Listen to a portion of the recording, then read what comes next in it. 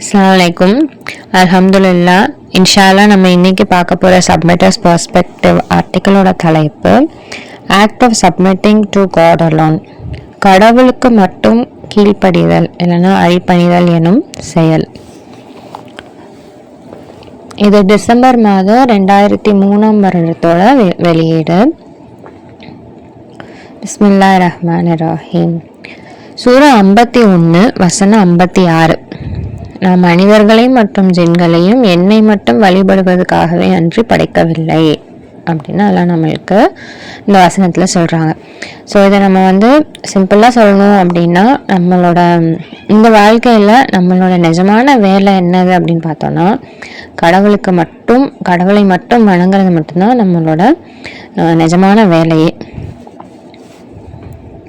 So கடவுளை வணங்குறது, கடவுளுக்கு அடிபணிகிறது அப்படின்றது வெறும் அந்த வாக்கியத்தை நம்ம சொல்றதுனால மட்டும் அது முடிஞ்சிடாது.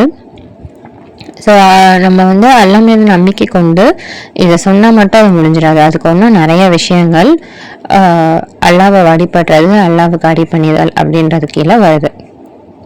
ஸோ அதில் என்னென்னலாம் வருது அப்படின்னு பார்த்தோன்னா, நம்மளோட வணக்க வழிபாடுகள் தாண்டி அது எல்லாமும் தொழுகை, திக்கர், பிரார்த்தனை எல்லாமே சேர்ந்து, அது மட்டும் இல்லாமல் நம்மளோட அன்றாட வாழ்க்கையில் வரக்கூடிய விஷயங்களை நம்ம எப்படி அணுகிறோம், அதுக்கு நம்ம எப்படி ரியாக்ட் பண்ணுறோம், அதை நம்ம எப்படி எடுத்துக்கிறோம் அப்படின்னு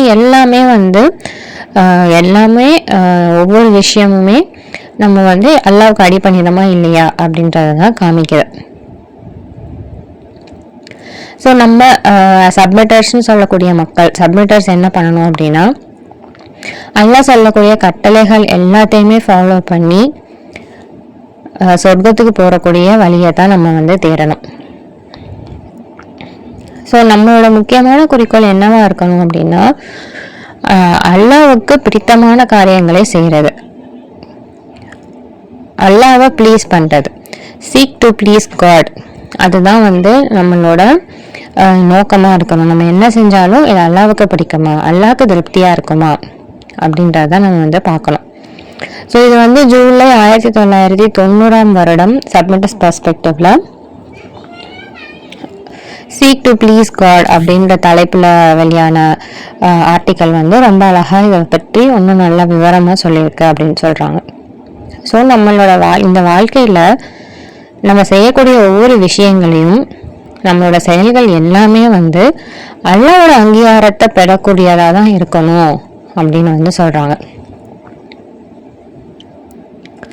ஸோ நம்ம வாழ்க்கை முழுவதுமாக நம்ம அல்லாஹ்வோட பாதையில் பாடுபடுறது, அவருக்கு பிடித்தமான காரியங்களை செஞ்சு அவரை ப்ளீஸ் பண்ணுறது, அப்புறம் அவரோட அங்கீகாரத்தை பெறுறது, இதுதான் நம்ம வாழ்க்கையோட குறிக்கோளாக இருக்கணும். ஸோ அல்லாஹ்வுக்கு பிடிக்காத, அல்லாஹ்வுக்கு திருப்தி அளிக்காத எந்த ஒரு விஷயத்தையுமே நம்ம செய்யக்கூடாது அப்படின்றதுலையும் நம்ம ரொம்ப கவனமாக இருக்கணும் அப்படின்னு சொல்கிறாங்க. ஸோ நம்ம எல்லாருமே தவறுகள் செய்யக்கூடியவங்க தான். அதை தெரிஞ்சோ தெரியாமலோ நம்ம தவறுகள் செஞ்சுக்கிட்டே தான் நம்ம வாழ்க்கையில் நம்ம இருக்கோம். ஸோ அது அல்லாஹ்வோட மிகப்பெரும் கருணையினால மட்டும்தான் அல்லாஹ் நம்மளை அதை மன்னிச்சு எல்லாம் இன்னும் விட்டுட்டு இருக்காங்க. ஆனால் அல்லாஹ் நம்மளை மன்னிச்சு விட்டுறாங்க அப்படின்றதுக்காக நம்ம அதை கவனிக்காமையோ கண்டுக்காம நம்ம விட்டுடக்கூடாது. ஸோ ஒவ்வொரு நாளும் கடந்த நாளை விட அடுத்த நாள் நான் எப்படி சிறந்தவனாக இருக்க போகிறேன், அதை எப்படி நம்ம சிறந்த முறையில் செய்யலாம், அல்லாஹ்வுக்கு பிடிக்காத விஷயங்களை எப்படி நம்ம தள்ளி வைக்கலாம் அப்படின்றதான் நம்ம அதை நோக்கி தான் நம்ம செயல்படணும் அப்படின்னு சொல்கிறாங்க. ஸோ நம்ம பாடுபடுறதும் சரி, நம்மளோட செயல்களும் சரி, அல்லாஹ்வுக்கு பிடித்தமானதாக இருக்கா, அல்லாஹ் சொல்கிற மாதிரி இருக்கா அப்படின்றது தான் நம்ம பார்க்கணும் அப்படின்றது நம்மளுக்கு சொல்லப்படுது. ஸோ சூரா 2 வசனம் 2ல் 65, அது மட்டும் இல்லாமல் சூரா 30ல் வசனம் 39. ஸோ அதில் என்ன சொல்கிறாங்க அப்படின்னா, நல்ல காரியங்களே செஞ்சாலும், தர்மமே கொடுத்தாலும், அவங்க கொடுக்குறவங்களோட எண்ணம் எப்படி இருக்கு, அல்லாவோட அங்கீகாரத்துக்காக, அல்லாவை ப்ளீஸ் பண்றதுக்காக அவங்க வந்து செய்யறாங்களா, இல்ல எதுக்காக அவங்களோட மற்றவங்க கிட்ட வெளிக்காமிக்கிறதுக்காக அவங்க செய்யறாங்களா அப்படின்றது எல்லாம் வந்து பாக்குறாங்க.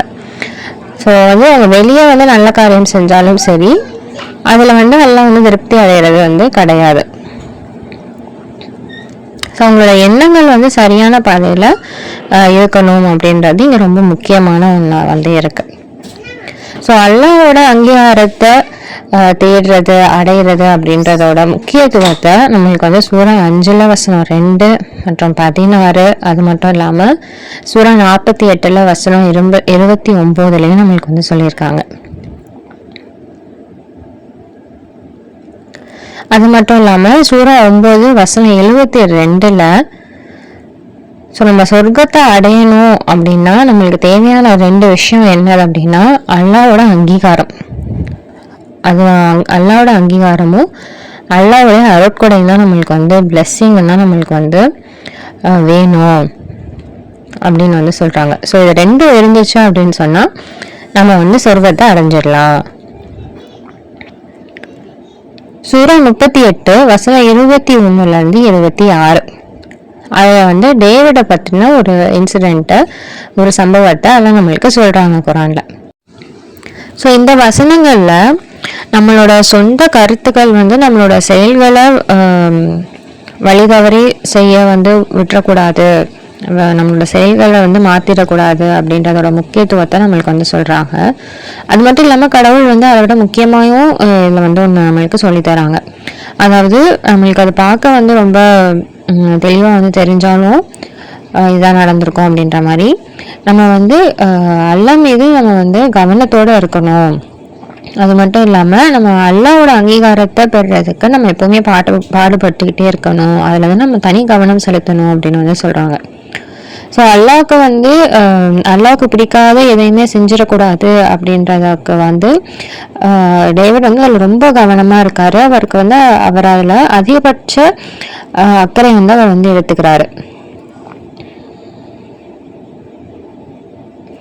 ஆனால் நம்ம வந்து நிறைய டைம் வந்து அல்லாஹ்வுக்கு பிடிக்காத காரியங்களை தான் நம்ம வந்து நம்ம அதிகமாக வந்து செய்கிறோம். ஸோ ஆனால் நம்ம வந்து அது செய்கிறப்போ அந்த காரியம் வந்து நம்மளுக்கு சரியானதாக வந்து தெரியலாம். பட் ஆனால் நம்ம வந்து சிந்திச்சு பார்த்தோம் அப்படின்னு சொன்னால் அது அல்லாஹ்வோட கட்டளைகளுக்கு அகேன்ஸ்டாக உள்ளதாக தான் வந்து அது வந்து இருக்கும். அல்லாஹ் வந்து நம்மளுக்கு சாதாரணமாக வந்து சொல்கிறாங்க, சின்ன சின்ன விஷயங்கள் சொல்கிறாங்க. அதாவது வந்து புறம் பேசாதீங்க, சந்தேகப்படாதீங்க, மற்றவங்களை வந்து மற்ற மக்களை கேலி கிண்டல் செய்யாதீங்க அப்படின்னு சூரா 49 வசனம் 11 13 சொல்கிறாங்க. அது மட்டும் இல்லாமல் வந்து சிறந்த முறையில் வந்து பேசுங்க அப்படின்னு வந்து சொல்கிறாங்க. சூரா 41 வசனம் 33 35. அது மட்டும் இல்லாமல் மக்களோட வர்க்கிக்கும் போது சிறந்த முறையில் வந்து பேசுங்க அப்படின்னு வந்து சொல்கிறாங்க. ஸோ இந்த மாதிரியான விஷயங்கள்லாம் நம்மளுக்கு வந்து கடைபிடிக்கிறதுக்கு கஷ்டமாக வந்து இருக்கும். ஆத்தர் அவருக்கு வந்து இந்த மாதிரியான விஷயங்கள் எனக்கு கடைபிடிக்கிறதுக்கு கஷ்டமாக இருக்குது அப்படின்னு வந்து சொல்கிறாரு. ஏன் அப்படின்னா இதில் நிறைய நேரங்களில் நம்ம வந்து அல்லாஹ்வை ப்ளீஸ் பண்ணணும், அல்லாஹ்வுக்கு வந்து திருப்தி அளிக்கக்கூடிய காரியங்களை செய்யணும் அப்படின்ற கவனத்தை நம்ம வந்து முக்கியத்துவமாக நம்ம வந்து வச்சிருந்தோம் அப்படின்னா நம்மளோட செயல்கள் வந்து நம்மளுக்கு பிடிச்ச மாதிரி தான் நம்ம வந்து செய்வோம். அப்போ வந்து இது எல்லாமே வந்து அகேன்ஸ்டாக போயிடும் அப்படின்னு வந்து சொல்கிறார் அவர். ஸோ அல்லாஹ்வுக்கு பிடிச்சமான காரியங்களை நம்ம செய்யணும், அதுதான் நம்மளோட வந்து கைட்லைனாக நம்ம வந்து வச்சுருந்தோம், நம்மளோட குறிக்கோளாக வச்சுருந்தோம் அப்படின்னு சொன்னால், ஸோ யார் வந்து நம்மக்கிட்ட எப்படி நடந்துக்கிட்டாலும் எந்த விதத்தில் பேசினாலும் எதுக்குமே வந்து நம்ம மேலே சொன்ன எந்த விஷயங்களையுமே நம்ம வந்து பண்ண மாட்டோம், அல்லாஹ்வுக்கு பிடிக்காத விஷயங்களை நம்ம பண்ண மாட்டோம் அப்படின்னு வந்து சொல்கிறாங்க. ஸோ ஒரு உதாரணத்துக்கு வந்து சொல்லணும் அப்படின்னா மக்களுக்கு இடையில் மார்க்க விஷயங்களையும் நம்ம வந்து டிஸ்கஸ் பண்ணிக்கிட்டு இருக்கப்போ, இப்போ நம்ம 2 பேரும் நம்ம இன்னொருத்தர்கிட்ட பேசிகிட்டு இருக்கப்போ அடுத்த எதிர்க்க உள்ளவர் வந்து அவர் கருத்துலேருந்து அவர் வந்து இறங்கவே இல்லை, மாறவே இல்லை, அப்படியே தான் பேசுறாரு அப்படின்னா நம்ம வந்து என்ன நினைப்போம், அவர் வந்து இவர்கிட்ட பேசுறது வந்து டைம் வேஸ்ட்டு, இவங்ககிட்ட சொல்கிறதோ ஆணோ பெண்ணோ யார்கிட்டையும் வந்து பேசுறது நம்மளுக்கு வந்து நேரம் விரையாமல் தான் போகுது கொஞ்சம் கூட வந்து இறங்கி வர மாட்டேங்கிறாங்க அப்படின்னு வந்து நம்ம வந்து நினைக்கிறோம். ஆனால் நம்ம இதில் மறக்கக்கூடிய விஷயங்கள் என்னென்ன அப்படின்னு பார்த்தோம் அப்படின்னா, மேபி அவங்க கூட கரெக்டாக இருக்கலாம், அவங்க சொல்கிறது சரியாக இருக்கலாம், அந்த சந்தர்ப்பத்தில் நம்ம சொல்கிறது வந்து தப்பாக இருக்கலாம், நம்மளோட புரிதல் வந்து தப்பாக இருக்கலாம். நம்ம எப்படியும் அடுத்த எதிர்க்க உள்ள ஆள் வந்து இறங்கி வர மாட்டேங்கிறாரு, சொல்கிறது புரிய மாட்டேங்குது அப்படின்னு நம்ம வந்து எப்படி நினைக்கிறோமோ அதே மாதிரியான எண்ணங்கள் தான் அவங்களுக்கு இருக்கும். என்ன இவ்வளோ சொல்லியும் உங்களுக்கு புரிய மாட்டேங்குது, இவங்களுக்கு புரிய மாட்டேங்குதுன்னா அவங்களும் வந்து அதே தான் நினைப்பாங்க. ஸோ இதில் வந்து நம்ம என்ன பண்ணணும் அப்படின்னா, அல்லாவோட பாதுகாவலை தான் நம்ம வந்து தேடணும். தேடிட்டு இந்த டிஸ்கஷனுக்கு போகிறப்போ எப்போவுமே வந்து ஓப்பன் மைண்டடாக தான் வந்து நம்ம போகணும் அப்படின்னு வந்து சொல்கிறாங்க. அடுத்த எதிர்க்க உள்ள நபர் வந்து என்ன சொல்கிறாங்க அப்படின்றத வந்து புரிஞ்சுட்டு கவனித்து புரியக்கூடிய மனநிலையில் நம்ம போகணும் அப்படின்னு வந்து சொல்கிறாங்க. ஸோ இந்த இல்லை நம்ம வந்து சரியாக தான் இருக்கோம் அப்படின்னாலும் இப்போ நம்ம செய்ய வேண்டிய காரியம் வந்து அங்கே என்னவா இருக்குது, அல்லாவுக்கு பிடிச்சமான காரியத்தை தான் நம்ம வந்து செய்யணும்.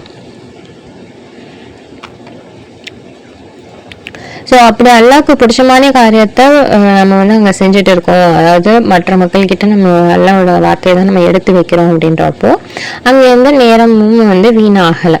ஸோ அந்த மாதிரியான எண்ணங்களுக்கு நம்ம இப்போ வந்து போக தேவையில்லை. இதுவும் வந்து கடவுளோட பாதையில் வந்து பாடுபடுறதுல தான் வந்து வரும். ஸோ இதில் அவர் வந்து என்ன மறந்து போயிடுறேன் அப்படின்னு வந்து சொல்கிறாரு அப்படின்னா, அங்கே நம்ம வந்து கோவப்படுறதுக்கோ இல்லை என்னடா இவருக்கு புரியவே மாட்டேங்குது அப்படின்னு நினைக்கிறதுக்கோ, என்ன இவர் இப்படிலாம் பேசுகிறாருன்னு நம்ம வந்து நினைக்கிறதுக்கோ எதுக்குமே அங்கே வந்து எந்த இடமே கிடையாது. ஏன்னா நம்மளோட பங்கு அங்கே என்ன அப்படின்னா, நம்மளுக்கு புரிஞ்சதை நம்ம உங்ககிட்ட எடுத்து வைக்கிறோம். அவருக்கு எல்லாம் என்னைக்கு நாடிருக்காங்களோ புரியணும்னா அன்னைக்கு தான் அவருக்கு வந்து புரியும். இல்லை நம்மளுக்கு வந்து நம்ம தவறான நிலையில் இருக்கலாம், நம்மளுக்கு அதை எப்போ புரியணும்னு இருக்காங்களோ அப்போ தான் நம்மளுக்கு வந்து அது வந்து புரியும். அதுக்காக வந்து அந்த எதிர்கொள்ள நபர் மேலே நம்ம கோவப்படுறது வந்து தப்பு. ஸோ அப்படி நம்ம கோவப்பட்டோம் அப்படின்னா நம்ம வந்து அல்லாஹ்வுக்கு அடிபணிந்தவர் அப்படின்றதுல இருந்தே நம்ம வந்து விலகி வந்துடுவோம். ஏன்னா அல்லாவோட நாட்டத்தை அல்லாஹ் வந்து அது எப்படி போகணும்னு வச்சுருக்காங்களோ அதுக்கு அகேன்ஸ்டாக நம்ம வந்து அப்போஸ் பண்ணுறோம், அதுக்கு நம்ம எதிர்ப்பு தெரிவிக்கிறோன்றதுல தான் நம்ம வந்து கோபத்தை வெளிக்காட்டுறது வந்து வரும். ஸோ இதே கருத்தில் தான் வந்து இன்னும் சில வசனங்களை நம்ம வந்து பார்த்தோம் அப்படின்னா, சூரா 41 வசனம் வந்து 33 to 35. ஸோ அல்லாஹ்வோட பாதையை நோக்கி இன்வைட் பண்ணுறவங்கள விட, நன்னறியான காரியங்கள் செய்யறவங்கள விட, நான் வந்து அடிபணிந்த ஒருவனாக இருக்கின்றேன் அப்படின்னு சொல்றவரை விட சிறந்த வார்த்தைகளை யாருனால பேச முடியும் அப்படின்னு வந்து கேட்குறாங்க. சூரா 41 வசனம் 33. ஸோ ஒரு நல்ல ரெஸ்பான்ஸும் ஒரு கெட்ட ரெஸ்பான்ஸும் வந்து ஈக்குவல் கிடையாது. நீங்கள் வந்து நல்ல முறையில் வந்து நீங்கள் வந்து பதிலளிங்க. ஏன்னா உங்களோட வந்து எதிரியாக இருந்தவர் கூட உங்களுக்கு வந்து மிக சிறந்த நண்பர் ஆயிடலாம் அப்படின்னு வந்து சொல்கிறாங்க. ஸோ இதை யாருனால இதை வந்து அடைய முடியும் அப்படின்னா, உறுதியோடு விடாமுயற்சியோடு இருக்கிறவங்கனால தான் இதெல்லாம் வந்து செய்ய முடியும் அப்படின்னு நம்மளுக்கு வந்து சொல்கிறாங்க. ஸோ எப்போவுமே நம்ம வந்து மார்க்க விஷயங்கள் ரீதியாக நம்ம வந்து தர்க்கம் செஞ்சாலும் சரி, மற்ற பேச்சுவார்த்தைகள் இருந்தாலும் சரி, நம்ம வந்து நல்ல முறையில் தான் வந்து பேசணும், கோபப்படக்கூடாது, எப்போவுமே ஓப்பன் மைண்டடாக பேசணும். அடுத்தவங்க என்ன சொல்கிறாங்க அப்படின்றத நம்ம வந்து முதல்ல புரிஞ்சுக்கிட்டு அதுக்கப்புறம் தான் அவங்களுக்கு வந்து பதிலளிக்கணும் அப்படின்னு வந்து சொல்கிறாங்க. ஸோ நம்மளோட மறுமொழி எப்படி இருக்கணும் அப்படின்னா, வந்து எதிர்க்க உள்ளவங்க வந்து நம்மளோட எதிரியாக இருக்கிறவங்க கூட நண்பனாகிற அளவுக்கு நம்ம வந்து நல்லா பேசணும் அப்படின்னு நல்லா வந்து சொல்கிறாங்க. ஸோ இது வந்து ஈஸி, இது வந்து சுலபமானதும் கிடையாது அப்படின்றதே சொல்கிறாங்க. பட் ஆனால் கண்டிப்பாக நம்மளோட முயற்சியை நம்ம வந்து கொடுக்கணும் அப்படின்னா வந்து நம்ம சிறந்த நம்மளால் எவ்வளோ முடியுமோ அவ்வளோக்கு நம்ம வந்து அந்த முயற்சியை நம்ம கொடுக்கணும் அப்படின்னு சொல்கிறாங்க.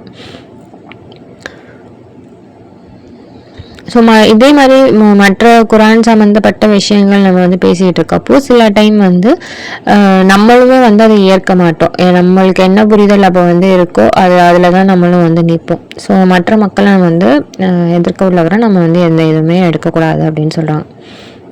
ஸோ நம்ம இந்த மாதிரி செய்கிறது வந்து அல்லாஹ் வந்து அதையும் வந்து ஏற்றுக்கல. ஸோ சப்மிட்டர்ஸோட தர்க்கம் செய்கிறப்போ வந்து என்ன சொல்கிறாங்க அப்படின்னா, நீ வந்து நான் சப்மிட்டர்ஸ் கிட்ட பண்ணுறப்பயே நீ வந்து நல்ல முறையில் தான் நீ வந்து பேசணும். அப்படின்னா நம்ம சப்மிட்டர்ஸ்க்கு இடையில பேசுகிறப்போ நம்ம வந்து எவ்வளோக்கு எவ்வளோ சிறந்த முறையில் நம்ம வந்து பேச முடியுமோ அப்படி தான் நம்ம வந்து பேசணும் அப்படின்னு நம்மளுக்கு வந்து சொல்கிறாங்க. ஏன்னா ஷைத்தான் நம்மளுக்கு இடையில, நம்பிக்கையாளர்களுக்கு இடையில எப்போவுமே பிளவை உண்டாக்கி பிரிக்கிறதுக்கு தான் வந்து அவன் பார்ப்பான். சூரா 17:53. அதாவது என்னோட அடியார்கள் கிட்ட போய் வந்து சொல்லுங்க, ஒருத்தர் இன்னொருத்தரை சிறந்த முறையில் வந்து நடத்த சொல்லுங்க. ஏன்னா ஷைத்தான் வந்து அவங்களுக்கு நடுவில் பிளவு உண்டாக்குறதுக்கு தான் வந்து பார்த்துட்டு இருக்கான். அவன் தான் வந்து மனிதர்களோட மிக தீவிரமான எதிரி அப்படின்னு எல்லாம் நம்மளுக்கு வந்து சொல்றாங்க. ஸோ ஏன் அப்படின்னா அது வந்து ஆரம்பத்தில் ஒரு சின்ன புரிதலில் வந்து வித்தியாசத்தில் புரிதல் வேறுபாடில் வந்து ஆரம்பிக்கலாம். ஆனால் வந்து அது போக போக நம்ம அதை ஒழுங்காக வந்து சரியான விதத்தில் நம்ம அதை கொண்டு போகலாம் அப்படின்னா அது ரொம்ப பெரிய பிளவை வந்து உண்டாக்கிறோம். அதுதான் வந்து ஷைத்தானுக்கு வேணும். ஸோ அவன் வந்து அதுக்கு என்ன பண்ணலாம் அப்படின்றதான் வந்து பார்த்துட்டு இருப்பான்.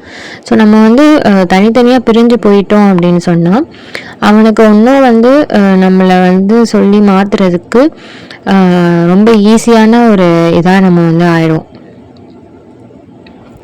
ஸோ அதனால தான் வந்து அல்லாஹ் குரானில் வந்து சொல்கிறாங்க, நிறைய இடங்கள்ல சொல்கிறாங்க, நம்பிக்கையாளர்கள் வந்து ஒற்றுமையாக இருங்க அப்படின்னு சொல்கிறது.